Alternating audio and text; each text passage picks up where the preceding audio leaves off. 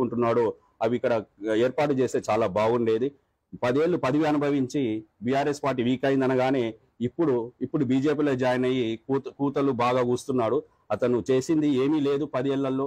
అంటే జైరాబాద్ పార్లమెంట్ నియోజకవర్గంలో ఇద్దరు ఎంపీలుగా పనిచేసినటువంటి బీబీ పాటిల్ అదేవిధంగా సురేష్ షెట్కర్ను టార్గెట్ చేస్తూ మీరు విమర్శిస్తున్నటువంటి సిచ్యువేషన్ లో మీరు ఓటర్లకు అంటే మీ ప్రజలకు ఏం చెప్పదలుచుకున్నారు? ఎందుకు మీకు ఓటు వేయాలంటే ఏం చెప్తారు? ఎందుకు ఓటు వేయాలంటే వాళ్ళు ఏమీ చేయలేరు. ఒకసారి చూస్తారండి, చేయని వాళ్ళకి మళ్ళీ ఎందుకు ఓటు వేయాలి? ప్రజలు ఆలోచించాలి. 15 సంవత్సరాల క్రితమే ఆయన ఎంపీ, యంగ్గా అప్పుడే కొంచెం వయసులో ఉన్న నాయకుడు.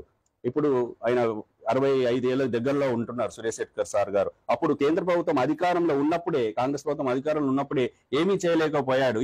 అంత ఘోరమైన వైఫల్య ఎంపీ అంటేనే బీబీ పాటిల్ గారు. భారతదేశంలో నంబర్ ర్యాంకింగ్ ఇస్తే ఆయనని అట్టడుగున ఉంటారని కూడా విన్నవించుకుంటున్నా జైరాబాద్ పార్లమెంట్ నేను ప్రజలకి. దయచేసి ఇలాంటి వాళ్లకు మళ్ళీ ఓటు వేసి మీరు మోసపోకండి.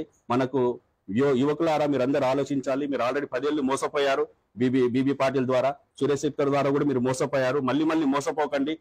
మీరు కొత్తగా ఆలోచించి మనకి ఎవరైతే పనిచేస్తారో, మనకెవరికి నిస్వార్థంగా ప్రజల సమస్యలను పట్టించుకుంటారో వాళ్ళకే ఓటు వేసి గెలిపించాలని నేను కోరుకుంటున్నాను.